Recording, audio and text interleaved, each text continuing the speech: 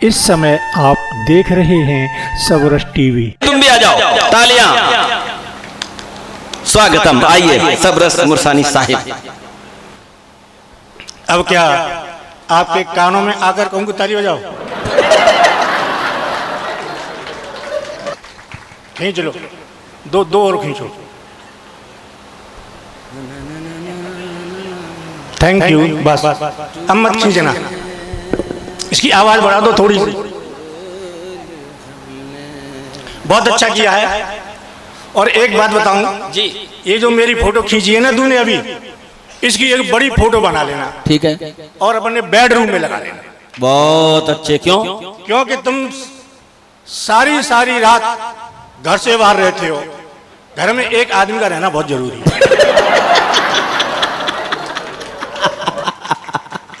और खींच ले आजा। नहीं, तुम्हारा फोटो तो जयंत भैया भी मांग रहे हैं। बहुत जल्दी नंबर ले लिया है इन्होंने मेरा। एक नींद पूरी हो गई मेरी वहां। बहन जी कह रही तुम्हारा नंबर आ गया। और ये अजय अटल कह रहे थे कि जितने कम श्रोता होते हैं हाँ, उतना ही मुझे आनंद आता है जी। 6 बजे नंबर आता तो अच्छे रहते। सही में मैं एक कवि सम्मेलन में, आज तो इन्होंने मेरा नंबर जल्दी ले लिया है। एक कवि सम्मेलन में सुबह 4 बजे सबरस मुरसानी आ रहे हैं। एक ये, एक मैं और 2 श्रोता। ठीक है। मैंने कविता सुनाई, जो आगे श्रोता बैठा था मैंने माला पहनाई, पैर छुए। मैंने भाई साहब बड़ा मैं सौभाग्यशाली हूं, आप मुझे 4 बजे तक सुनने के लिए यहाँ बैठे रहे रात को। बोले ये बात नहीं है। नहीं, क्या बात है? कि तेरे बाद मेरा नंबर है। और जो दूसरा श्रोता अंत में था वो सो रहा था आंख बंद करके। मैं उसके पास गया, कंधा पकड़ा, मैंने कहा भाई साहब। हाँ। बोला खत्म है वो का। हाँ। मैंने क्या कि तेरा गीत। मैंने कहा मेरा गीत तो खत्म हो गया, सारे श्रोता घर को चले गए, तू क्यों नहीं गया? हाँ। बोला ये माइक तो मेरा ही, ऐसे ले गया। एडीएम साहब आप तो वास्तव में मुझे ऐसे लग रहे हैं आप एडीएम हैं ही जैसे विद्यार्थी हैं। इन्होंने बताया एडीएम साहब हैं, मेरी तो इंटर में पढ़ते होंगे या हाई स्कूल में पढ़ते होंगे। तुम इनके सम्मान में ताली बजाओ कि इस उम्र में ये विद्यार्थी उम्र में ये एसडीएम हो गई। आज वाह, जय हो जय हो। जयंती जी आप वास्तव में मैं आपके बारे में बाद में बताऊंगा। बहुत अच्छे हैं एडीएम साहब, सीओ, ये जो जितने लोग बैठे हैं, पुलिस पीछे बैठी हुई है। आप विश्वास करो, मेरे पिताजी ने मुझसे कहा था कि तू पुलिस की नौकरी करना। ठीक है। मैं कभी बनूंगा। बोले नहीं, पुलिस की नौकरी में जाना तू। मैंने नहीं जाऊंगा, मैं तो कभी बनूंगा। कि पुलिस की नौकरी में जाना। मैंने क्यों पीछे पड़ रहे हो, पुलिस की नौकरी में क्यों जाऊं? बोले बेटा पुलिस में भर्ती होगा तो जो पिट के आएगा वो भी पैसे देगा, जो पीट के आएगा वो भी पैसे देगा। तो लेकिन मैं कभी बनूंगा। उससे बोले जिंदगी में कोई बात ऐसी मत करना। हाँ। मेरी ना कटे और लोग तुझ पर हंसे, ध्यान रखना ऐसे बात को। मैंने अपने बाप की बात नहीं मानी और आज मैं जो बात करता हूं लोग मुझे पर हंसते हैं और हंसा रहा हूं सबको। तो मैं हास्य की फैक्ट्री है मेरे घर में। एक ताजा माल तैयार होता है, वो ये मेरी चांद फट गई है। डॉक्टर साहब ने मेरे सर को देखा, बोले तो बेलन से फटो है। मैंने कहा तुम्हें कैसे पता है? कि देख मेरे इधर देख कितने निशान हैं। सही में बहुत अच्छा लग रहा है, कम श्रोता है लेकिन मुझे ऐसा लग रहा है पूरा हिंदुस्तान मेरे सामने बैठा हुआ है। ठीक बात। ये पूरा हिंदुस्तान, ये हिंदुस्तान का नक्शा और ये हिंदुस्तान की जनसंख्या और ये लंका, ये रावण संचालन कर रहा है। सीता जी इधर बैठी हुई है, कुंभकर्ण हंस रहा है और मैं विभीषण फसेन के बीच में आकर मैं ताली बजाने के लिए किसी से नहीं कहता हूं। हाँ। कभी आएगा ताली बजाओ, क्यों बजाओ? तेरे नौकर हैं क्या भाई? क्यों ताली बजाए? हम तेरी कविता अच्छी होगी तो बजा देंगे, इसलिए मैं ताली बजाने के नहीं कहता। एडीएम साहब सच कहता हूं, मैं तो दिल्ली में गया, मैंने कहा सभी श्रोता और दोनों हाथ ऊपर उठाएं, ताली बजाएं। 500 श्रोता ने ऊपर हाथ उठाए, 100 श्रोताओं की यहां से उधड़ गई। अब मैं नुकसान क्यों कराऊं? मैंने तो ताली बजाने का एक कोड वर्ड बना रखा है आजकल। जब मैं ऐसे करूं समझ लो ताली बजा ली। ठीक है। एक बार रिहर्सल करते हैं। हाँ। थैंक यू, धन्यवाद, बहुत अच्छे से होता है। मैं एक गीत सुनाना चाहता हूँ। सुनाओ। 3 तरह के गीत गाता हूँ, सुर के, असुर के, ससुर के। जी। मेरा स्वर इतना अच्छा है। हाँ। सीडीओ साहब सच बताओ, मेरा स्वर इतना अच्छा, जब मैंने पहली बार मंच पर गीत गाया तो 20 सड़क पर 18 गधे आत्महत्या करके वहीं मर गए। वाह। कि तू इतना अच्छा क्यों गाता है? देखो ये मेरा स्वर देखें आप। मनोहारों पे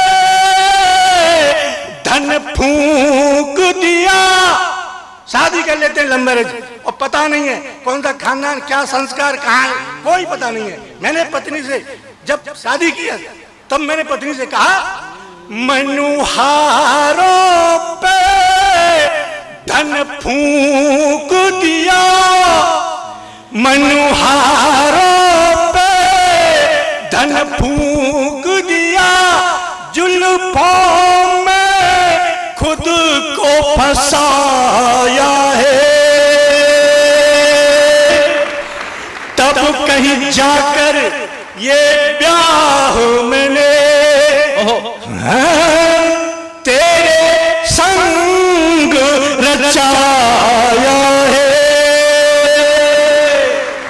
शादी जो करी तुझ जैसी से, कितना अकल का कच्चा था, शादी जो करी तुझ जैसी से, कितना अकल का कच्चा था, कितना अकल का कच्चा था, अब समझा फेर लगा करके तुझसे तो रड़ुआ अच्छा था, अब समझा फेर लगा करके तुझसे तो रड़ुआ अच्छा था।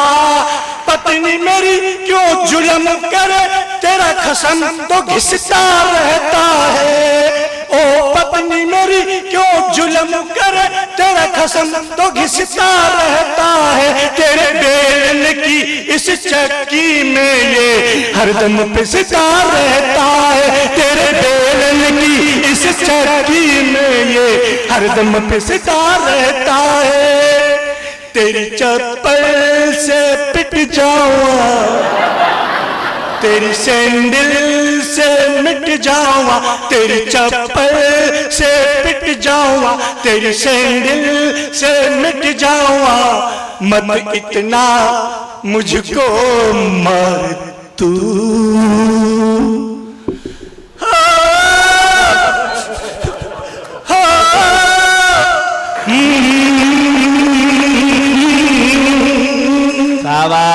निज मित्रों को निज मन की व्यथा ये बंदा कभी बतला न सके, मुझे ऐसी रोटी खिलाती है जिसे कुत्ता तक भी खा न सके, मुझे ऐसी रोटी खिलाती है जिसे कुत्ता तक भी खा न सके, मेरे संग कुंडली जिसने बनाई उस पंडित को नहीं छोड़ूंगा, और मेरे संग कुंडली जिसने बनाई उस पंडित को नहीं छोड़ूंगा, डंडे से टांगे तोड़ूंगा, पत्थर से सर को फोड़ूंगा।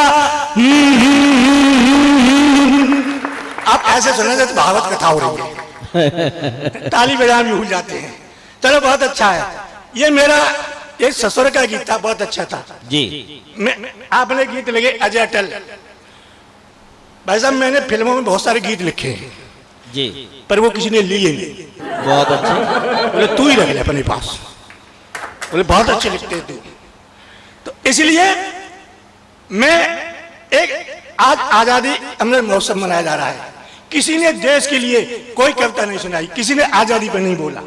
मैं हास्य कवि हूं, हास्य कवि होते हुए मैं 4 लाइन दे रहा हूं, देखें हास्य में आप। अच्छा वीरस का कवि आएगा और आते ही आते एक वीरस के कवि ने कविता लिखी और उसे मोबाइल में लिख करके, आपने देखा होगा मोबाइल निकालते हैं आते आते कभी जब भूल जाते हैं तो मोबाइल में कविता लिख ली और माइक पर आया और बोला ये बोले संचालन, भाइयों अब तुम्हारे सामने वीर रस के यादराम जी आ रहे हैं। अब यादराम को एक लाइन याद, अब मोबाइल में कविता रखी। हाँ अब आगे बोले, मैं वीर रस की कविता सुना रहा हूं, मैं पूछ रहा हूं कब तक जारी मेरी जंग रहेगी, मैं पूछ रहा हूं, मैं पूछ रहा हूं। अब श्रोता बोले आगे क्या बोले, अब यादराम बोले तो क्या बोले, मोबाइल निकाला, मैं पूछ रहा हूं कब तक जारी मेरी जंग रहेगी, और जल्दी में कविता पे डिलीट पे उंगली रख दी, कविता डिलीट। यादराम को गुस्सा आया, मैं पूछ रहा हूं कब तक जारी मेरी जंग रहेगी। एक श्रोता बोला, जब तक तेरी लुगाई तेरे संग रहेगी।